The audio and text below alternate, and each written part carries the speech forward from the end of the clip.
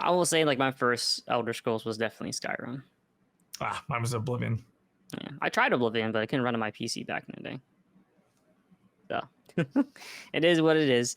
Hey, how's it going, everyone? Welcome back to another episode of DialogueMash. I am your main host, Jackson, as always, and with me, as usual, to my right, is John. John, how's it going? Yo, Jackson, I am doing fantastic. I hope you are as well. It's Sunday. We're still Ianless. Yeah. He is still roaming the world. Or maybe he's back now, but he's just tired. I don't remember.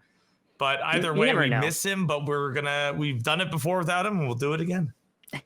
Yeah, you never know where Ian's at. You know, last time, before he came on the podcast, the man was in Egypt, roaming the Saharas, fighting the camels, fighting the scarabs. Well, he was in more than just Egypt. He was like in Crete, and he was like in Israel for a bit. He went like all over. Yeah, he's traveling. It's like, damn, man, you got that much vacation time? Like, I don't think I mean, I would love to go travel the world, but that's expensive. The also, world? Okay, you could go one place. Where are you going? You have $7,000. 7,000. One place? Mm-hmm. Italy. Okay, where in Italy? Italy's it's very different north and south. So where are we going? Where the good food's at? Because I heard food originating from Italy is really good. Really, really good. Italian food is good. It is good. Mm-hmm. I would recommend the source. Florence. I'd recommend Florence. If you're going to Italy, I would 1,000% recommend Florence. Really? Not Sicily? Mm-hmm. Definitely not Sicily. No, Sicily's like its own thing. It's like Italian, but it's like going to the South and saying that's all of America. You know what I mean? Like, it's very different than Rome, which is very different than, say, Milan. They're all there's a different culture between North, Middle, and South Italy, definitely. And like Sicilians themselves are like, we're getting way off track. You're breaking into territory that you probably don't want to break into. For the most part, though, yeah, it's Memorial Day weekend, right? It is. Yeah, tomorrow's Memorial Day. So a lot of people are gonna have their day off, and by the time they listen to this, Americans anyway. Yeah, your day is already taken off. So I hope you have a good Memorial Day weekend, as we are here recording the podcast as well. It's gonna be a slight short one, it's how it is. One less person talking is like an extra hour out. I mean, let's be honest. Ian, he does talk a lot. He does take up an hour and a half of my time and John's time as well. I'm just jabbing at him. But one less person on here to kind of like throw stuff into the fire to talk about, more wood to keep things going, ignite stuff. Well, they're just a little less things. And then it's actually nicer for the audience too, from time to time, to make more time to, you drive to work, it's only like an hour, so, or two, hopefully not. I hope it's not 2 hours, but for the most part, I hope you guys are enjoying the content as usual. What the direction, how we're doing this podcast is may not be like others, but we're having a good time hanging out here. Speaking of which, I do want to say for our last podcast episode that was uploaded on YouTube, the video version, we did get a comment from Charles Benvolen, who's saying, from our last question, for what was one of your favorite characters or stage or items in Smash 64, and their reply was Kirby with the Pokeball in Hyrule Castle. A solid choice. It's a very solid choice. I think very solid. I think Pokeballs are always the fun thing, because you never know what you're gonna get. That was probably one of the better items, because it's a randomizer. You never know if you're gonna get Venusaur or maybe Mewtwo or Mew. I don't remember the whole selection, but Venusaur was one of them. I remember because I got a Vine Whip off the stage once. That'll do it. Yeah, definitely. And there's also some bad ones too, like Goldeen. I remember. It just doesn't do anything. So I think Psyduck was one of them too, right? Something like that, yeah. He didn't really do much. But for the most part, on top of that, there was a question that I wanted to ask early on, for not just here, but it'll be in the audio version. I'll probably put a poll for it as well in our Discord for the podcast. Is that, do you want us to stop doing audio version over on Spotify and just go full YouTube recordings only? or do you still want both? So do you want both options of the YouTube video and just audio only version over on Spotify, or do you just want video only uploaded to YouTube where you can all obviously watch it? There is pros and cons for both. Well, yeah, pros and cons for both, but it lays more on me than it does for the audience. So put that in mind and out there. I'll put a poll. You can comment down in the section below, whether it be here or on Spotify or on the poll itself. I'll try to link it for you on YouTube. I'll put a pinned comment for that. Other than that, let's get on with the news for the week. Honestly, not much news for the week in terms, like I said, let's get on with the news for the week, and then contradicted by saying there's not much news coming out for the week. Well, I wouldn't say there's not much news, but not so much a lot of new things in terms of that. Like what we got was what John reminded me earlier before we started recording. The 1,000 Year Door remake finally came out. I think for people that have never played 1,000 Year Door before, be worth giving it a shot, because people really love that game out of all the Paper Mario series, from at least what I hear. That's like the go-to Paper Mario game. I don't know about you, John. So I have heard that. I have 1,000 Year Door back there behind me on the GameCube. I never played it. I've only played the N64 one. And that's the one to me that's like the best of them, just because that's the only one I played. But I have heard people say like 1,000 Year Door so good, 1,000 Year so good. So who knows? Maybe it's time to play. I will not. No. If I'm gonna play, I mean, I'm not gonna play the Switch one. I'm not gonna pay $60. No. Yeah, play the GameCube one since you have it. Maybe, yeah, maybe. I don't know. I mean, it doesn't really like call to me, but maybe if I got nothing to do. Right. I mean, there's never nothing. There's just so many things to do that you would rather do instead. That's right. Yeah, that's exactly right. There's too much to do. You never really find the time to do a lot of things or put the time to do it. I mean, you have the time, but it's just like, I'd rather do something else. That's usually what I feel like throughout the week. Usually I'm like, I could stream, but I'd rather play this on my own time for the time being. The other thing was that for the news, what story trailer for Shadow of the Retreat? I don't know much about it. I'm pretty sure you definitely watched it. Like, what does it entail, or what is it, or what are they leading us to? God, I mean, it's so out there, convoluted, or like intentionally just like not a real story. But from what I was able to gather, it seems like it's in the past. It's like before the events of Elden Ring happened, kind of like when, I don't know if it's like when like the Great Shattering happened, which is kind of like the thing that kind of kicked everything down to start in Elden Ring, but it's something around there, it seems, right? And it seems like the player will be like going into like memories or like something, like traveling into the past and like interacting with it. And it looks like there was a war between oh god, I'm gonna get all the names wrong. I think her name is Marika, and she's like the first Elden, well, she's the Elden Lord at the time, I guess. And her son is like this new character they brought in named Mesmer. And he's like a redheaded dude who's got like a snake. And I don't know why that's important, but they keep showing the big boss, right? The antagonist. Well, that's what everyone thinks anyway. But like, I don't know, like, it's like, who knows? Like, well, what I'm thinking is like they mentioned that there's like going to be a Melania style boss in this DLC. So like he might be like the story boss, but there might be a bigger bad. That's okay. That's what I'm kind of like thinking. The hit, like there's a bigger enemy behind the scenes sort of ordeal. Yeah, maybe not like important to the story, but in terms of like the actual, like Melania, she's not the big bad of the game, but she's definitely the hardest boss, right? So there might be something like that, but who knows? But anyway, so there's like a war, I guess, that's going on between this one. That's what it seems like anyway, and you're gonna like be in the middle of it. It seems like going back into the past and just kind of like interacting. So that's what it seems like. And again, I don't play, or not again, but I don't play these games for the story or the lore or anything. That's a like nice fluff stuff. And a lot of it is just like subjective and like, what do you make of it? Which is why Vadi has millions of hours of content, because you can just basically lie and come up with whatever you think, as long as it sounds compelling, right? Not that he lies, but like there's so Yeah. much subjectivity to it that it's not real. It doesn't matter. So, but the gameplay's what draws me in. So I'm really excited about like the lore trailer was cool, whatever. But I'm really excited in how many bosses am I going to fight? How big is the map? Like what is there any new items? Are there new move sets? Are there like that's what I'm drawn We've seen into. some new equipment, right? Some throwing daggers and like a bolt gun that you can like shoot from.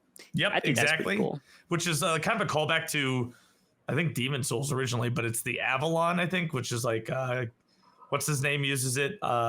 Gale uses one and stuff like that. So like callbacks to other Dark Souls games is always really cool to see.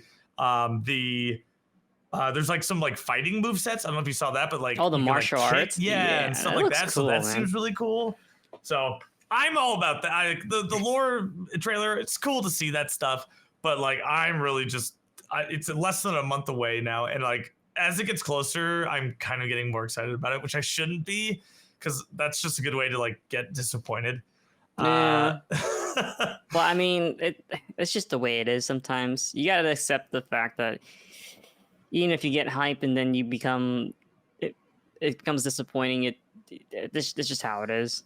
Like it goes for any game. That's true. And like to FromSoft's credit, I really haven't experienced anything that's like a bad DLC. I will say that like the Painted World in Dark Souls 3 was probably my least favorite DLC and probably biggest letdown. It felt really just like there was nothing there. There were like 2 bosses, like that's it, and there's just like nothing. So that was it's still a great DLC, and like Sister Frieda or whatever, Frieda is like a fantastic boss fight, but everything else just felt like kind of like almost rushed. And I guess if you look at the historical context of that, the Ring City and the Painted World were going to be one DLC, and then they chopped it up, which is why it feels like so empty. But that being said, that's like an outlier.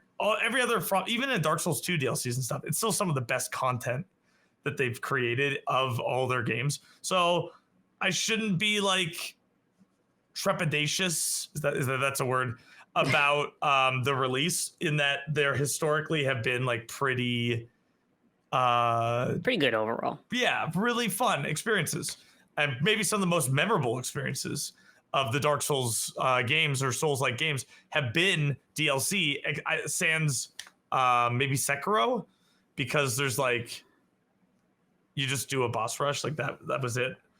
Every that was other more, DLC, I think with Sekiro, that was way more of a story-based game compared to like Souls. Absolutely. So yeah, figuring in a whole DLC when you've kind of like finished there's no story to continue, right? So that's why, to your point, that's why Sekiro probably just did a boss rush.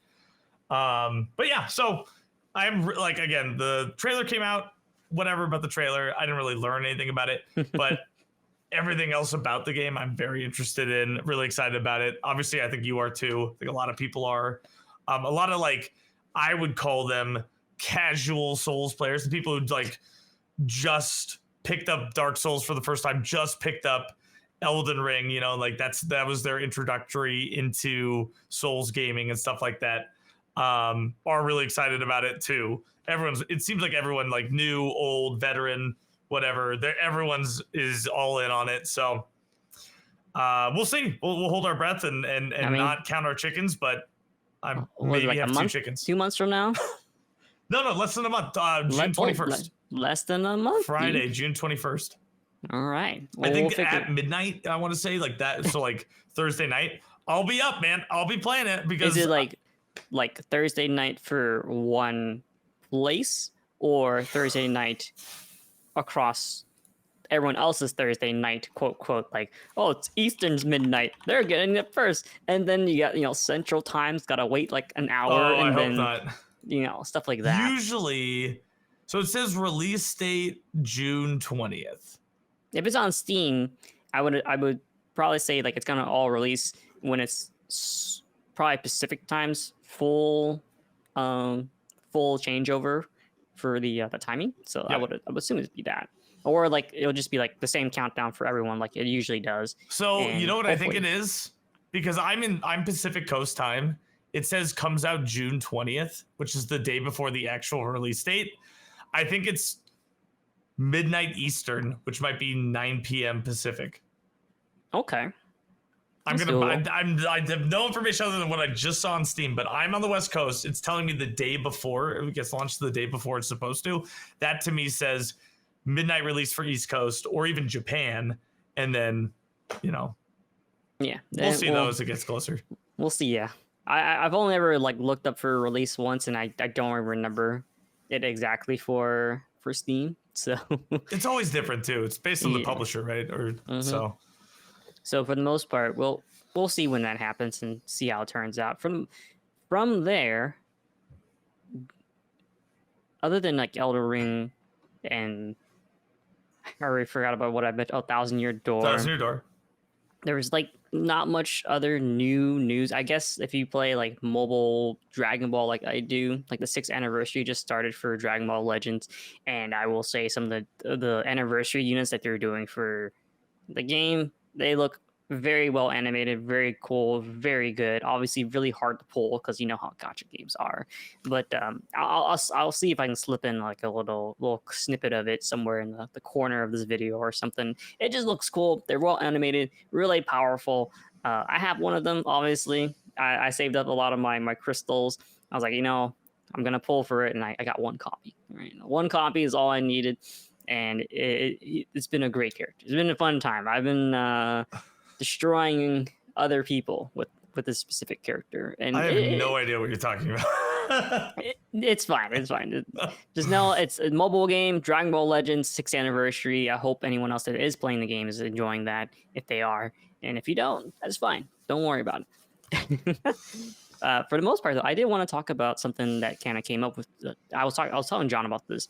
But from my other fan groups, they're wanting to start something through this thing called Archipelago, and you can look it up at archipelago.gg. And it's basically a multi-world, multi-game randomizer.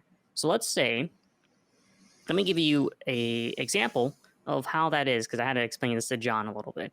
So people know about randomizers, so like Link to the Past, Ocarina of Time, Dark Souls, whatever it may be. Archipelago supports those specific games for these randomizers. So typically in like a multi-world, you play like the same seed with two of the same game with another person, or 3 up to however many you usually do, and you randomize your items between their worlds or their games, the same game. What Archipelago does is that not only does it allow you to do the same game, but let's say someone wants to play a different game. For instance, let's say Dark Souls, and the other person wants to play Link to the Past. What Archipelago does is that whoever is hosting the server between the two of you'll randomize both games into each other. So in Dark Souls, you'll find some Link to the Past items, and in Link to the Past, you'll find some Dark Souls items for each other. You don't have to play the same game for the multi-world, for the randomizer. You can play 2 different games and still have a randomizer fun experience instead of playing the same game. And there's a list of supported games out there that allows this. I was telling this to John because I thought he might be interested in this, and I don't think a lot of people know about archipelago.gg, where there's a list of supported games. There's even like roguelites on there. It's a really interesting thing to do, and I think it'll allow you to play these randomizers in a new way or in a group setting. And the fun thing about this is that, like, so long as the server is up for where the items get sent to and transfer back over to the other person, is that you don't have to be all on at the same time. Let's say someone wants to play a little bit of this for today, and then they send some items over. They found some of your items, and it gets sent to the server. The next time that you get on, those items will be transferred over to you, and you can continue playing that way. So you don't have to be on all at the same time. So that's a really cool thing. And I was telling John about this because I think he might be interested in how this plays out. He can play with his girlfriend or many of his other friends as well, and they can be playing He can play the same game, or he can play 2 different games separately. So let's say John wanted to play Dark Souls 3, and then his girlfriend wanted to play Hollow Knight. They're perfectly fine. Fun experience. Yeah, that's really cool. I'd never I'd never heard about it. I think I'd seen it, but I didn't know what it was or how to set it up or anything. So yeah, again, it's archipelago.gg. It seems super easy to set up. There's only, it looks like 30 or so games that are supported. So, and some of them are really weird, like Sudoku. I don't know how that works. I'm doing math. Yeah, there's like things that like set up.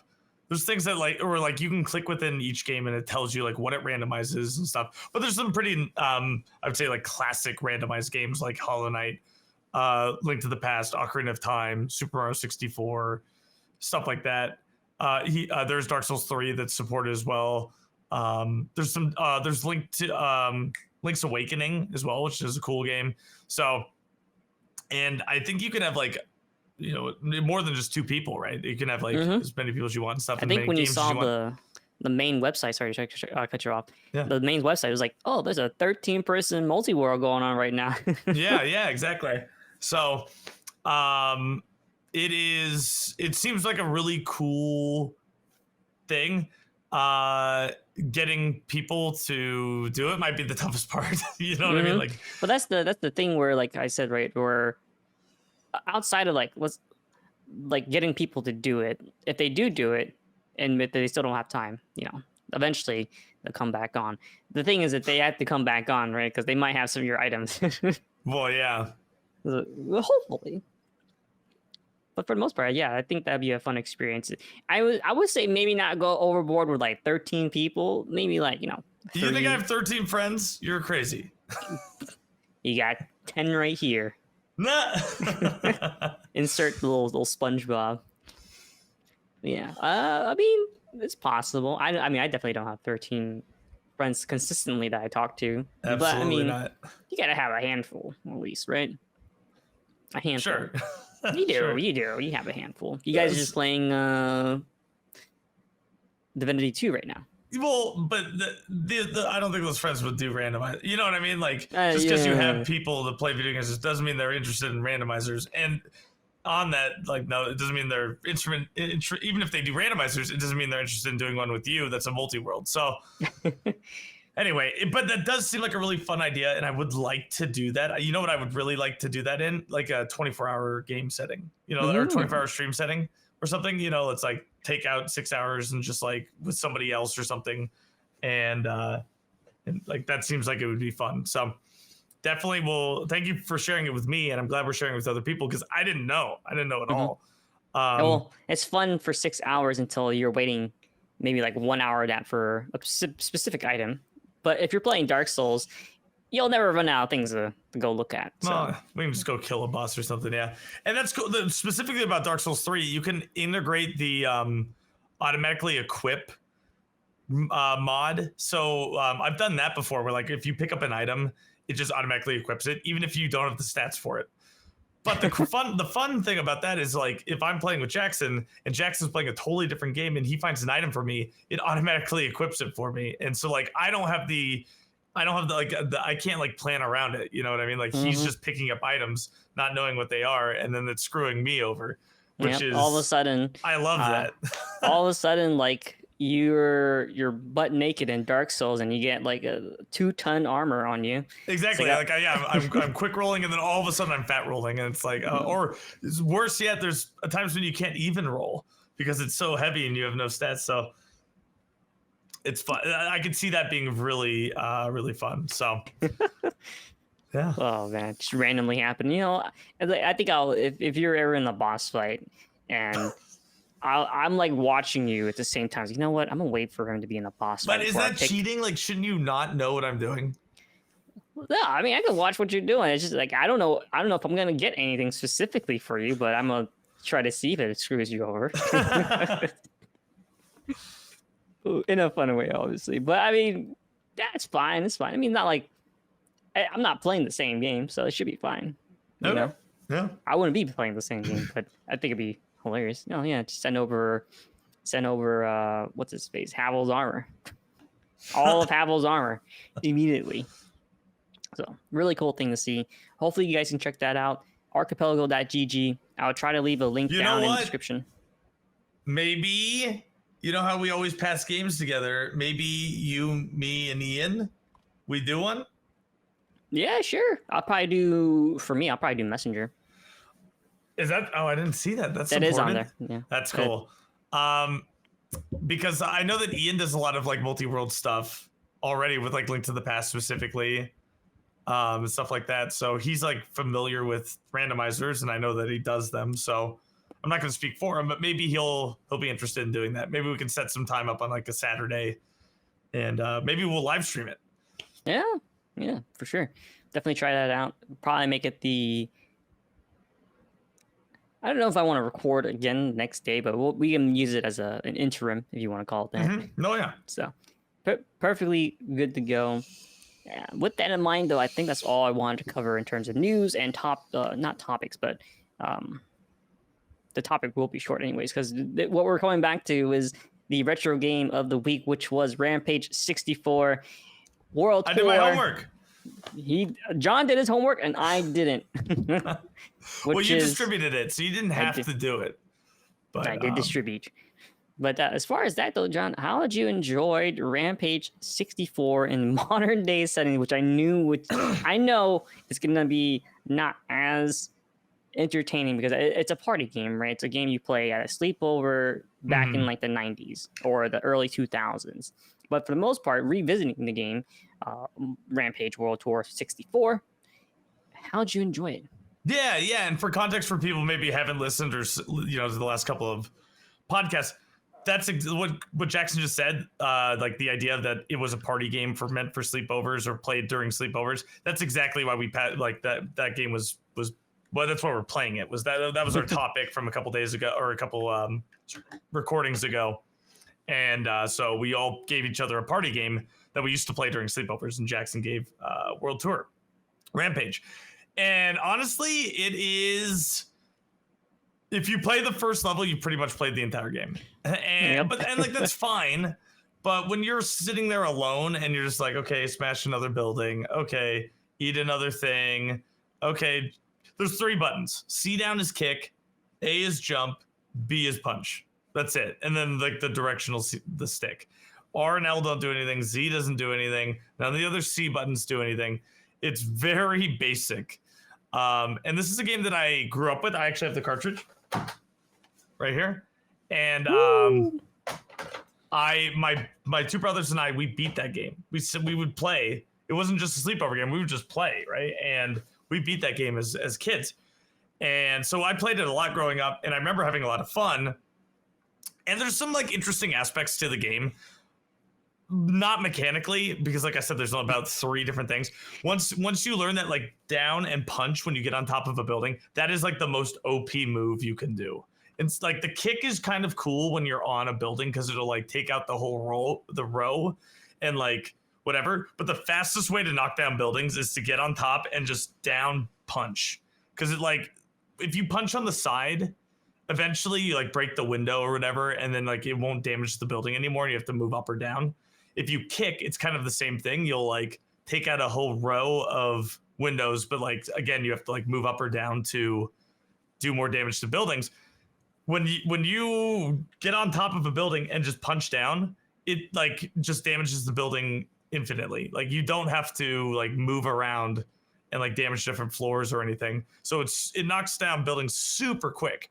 So once you figure that out, it's like this game's a joke. You know what I mean? It's just like dodging the bad guys who are shooting you or trying to flamethrower you or whatever. So like the mechanics aren't that interesting, but there's like bonus games. Like I got into one bonus game and it was like eat as many people as you can. Like little aliens popped up and they're like worth more and stuff. And again, it would be way more fun when you're with other people, because the cool thing about Rampage was not only was it like co-op, but it was also competitive in that like you could like battle each other. You could like, you were kind of vying for the most points again, like to say that you were the best. It was a very arcade feel, and playing it by myself doesn't really give that feeling. Just like playing Super Smash Bros. By yourself doesn't really give that feeling. You know what I mean? So, but there were like bonus games like that. Also, like when you're going from like continent to continent, not country to country, but continent to continent, there's like little, I guess like bonus game, mini games where you're like flying and you can like get more points by like running into things, and you have to like dodge bombs and stuff. And it did like break up the monotony of just like breaking Punch, buildings kick. and Yeah. But they're very short, and there's no real like benefit to doing it. You get extra lives every 500,000, a million points or something, but like doesn't really matter. And then they always like tally up your score at the end of each level, and there's like some like slutty nurse who's like always bending over, and then there's some like news guy with a cigar hanging out of his mouth who's like berating you or something. And again, it's just like a nice little break, but they don't really contribute to the game at all. And then finally, there was like one aspect to the game that I had forgotten that actually like changed it up a little bit and how you play. And that's like at around like stage 7 or so, it gives you a nuclear waste thing to eat. And then like that transforms you into like a super monster. So I was like the werewolf guy, and I ate it, and I became like this this pink like flying gremlin, and like super powerful. And like it's just like I forgot that there was like power-ups like that. But for the most part, again, if you played the first level, you've played it all. And exactly. Which is why I recommended like 30 minutes to an hour max. Like you don't have to play like this arcade style game, because it really is just one of those party games that's very arcade like, and you basically play first level, you played it all. And it's kind of like that with Smash in a way. Outside like the mini games, yes, there are a bunch of different characters to try, but once you pretty much like go through like one round of like arcade story mode, you pretty much like done it all for the most part. So agreed. I'm a little curious to see like on like our next game, our next retro recommendation from Ian, which was Twisted Metal for the PS1. Like how much is that going to change? Obviously, it's going to be chaotic because you're driving around with trying to get power-ups to smash other cars, and we'll see how that turns out. I think 30 minutes an hour max on that one as well. I agree. I remember at least the one I played for PlayStation 2 being very repetitive. So yeah, it's weird that like you look back on these like party games so far, and it's like modernly they just don't hold up in terms of playing for long sessions or by yourself. And I'm wondering like how like percentage wise, how many of these games back then were actually like that, because there's a lot of them, and there were like very few like single story style games, or they're I mean, I wouldn't say a few, but they got outweighed more than the other, because obviously back in the day there was not a lot of network play, and a lot of times you would be just going over to either sleep over at a friend's house, and these are the games that typically would sell these consoles more. It's like, oh, you can play with your friends right at home. So really interesting to see that. Nowadays, just like we got all sorts of games, single player games, network compatibility, just everything's at home. Pretty much, you don't have to go anywhere, which is kind of nice. Yeah, I think that like you pretty much hit the nail on the head in that the whole selling point was if you have siblings or if you have friends, you're not passing the controller off anymore. You know what I mean? That was like a thing that was old. That was, an older feature of video games was like you took turns by like passing the controller, like when we were playing Lufia 2. This era was the beginning and the budding beginnings of multiplayer, right? Like what we were diving into, what we were experiencing in the late mid 90s. And I think that was the big selling point. So that's why you see a lot of like a heavy focus on play with your friends, play with your siblings, bring your controller over to your friend's house. Like these are party games. And I think that's because it was new. It was a new frontier in video game. Like it wasn't Mario Bros. You just pass the controller back and forth. Not anymore. And now you get to play at the same time. How cool is that? So. Exactly. So it'd be like saying like these other party games too, like Mario Party. It's like, I'm not playing that one myself. No way. Right. Yeah. There would be no joy in play. That is a game that requires multiplayer to really enjoy the full experience of like, it's like, damn you, John, you stole my coins and my star, and now I can't win the game. But hopefully hopefully I get the sub bonus missions and they steal everything back by the end Get of the everything. happening star and get the, or maybe land on Boo when you got 50 coins and steal the star. Yeah, I got you. Yeah, exactly. So for the most part, I really am wondering how Twisted Meadow is gonna Twisted Meadow 2, right? It's the one that Ian suggested. How that one's gonna shake up things in terms of a party game, because that's different. PS1 came out a little bit after N64, right? Or it was around the same time? No, before. 94 is when PlayStation 1 came out? So Twisted Meadow 2, I think probably came out a little bit later, obviously. Yeah, 1994. 96 for Twisted Meadow 2. So I wonder how much that shakes up in terms of like what more they added for like playing a game at home, and also a party game as well, and how they shook up things from the first game. I think I might try out the first game just to see what they changed to the second game, just for a little bit. So really interested to see how that turns out. I think with that though, like, yeah, this was a really short episode for the week. I mean, like I said, I don't think John can pull things out of his butt for Rampage World Tour for 45 minutes. It's like, yeah, don't even try it. Do you know what I mean? I mean, I can talk. You want me to filibuster this one out? Because I can. No, there's no need for a filibuster. No need for a filibuster. There's no need. I think with the question for the week, huh? I'm trying to think of one that. What man? I would say I wanted to relate to like a party game, right? Party game in a way, but not Rampage World Tour. It's either that or ask the question of from earlier. If you were playing Archipelago.gg, the multi-world, like what games would you want to do with other people that's supported on that list? That's a fun one. And also, obviously, the main question of, do you want us to go full YouTube or? We have a lot of questions. Yeah, there's a lot of questions for the week, but this is it's kind of like a one-time deal sort of ordeal. I don't think I'll ever ask this question again in the future. Potentially, but we'll see. I think with that, John, do you have any final words? I mean, overall, Rampage was a decent, fun game. I had already beaten it, right? So I had already rated it, and it's I think it's like a D, kind of the D's or maybe even F category in terms of game, because of just like the lack of complexity, the lack of anything really. There's no music really. There's nothing, you know, like. But it does it doesn't mean it's not a fun game. It is a fun game. It's a fun experience. It's fun to play with people. So if you got some buddies and you got an N64 around, like I actually had fun even alone. So maybe like if you got a couple of buddies around and you got an old N64, whip it out and see if you enjoy it. Yeah, that's that's it. Thank you. Do you want to throw a question in? About the game, or like I liked your question about the multi-world stuff, like Archipelago. Like if you and like two other buddies are gonna play, what game are you picking? From that supported list.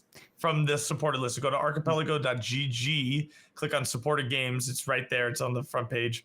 There's a list of like 30 or 35 games or something like that.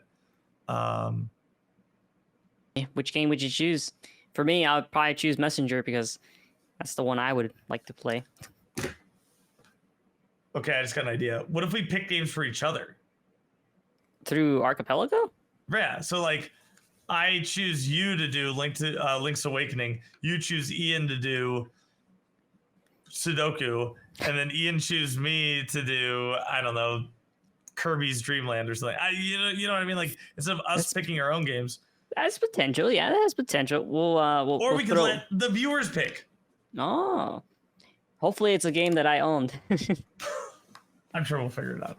Yeah, we'll figure it out. But we'll wait for Ian to come back. And we'll ask that question again because I'll be down for that. Hell yeah. Mm-hmm. I'll definitely try that out.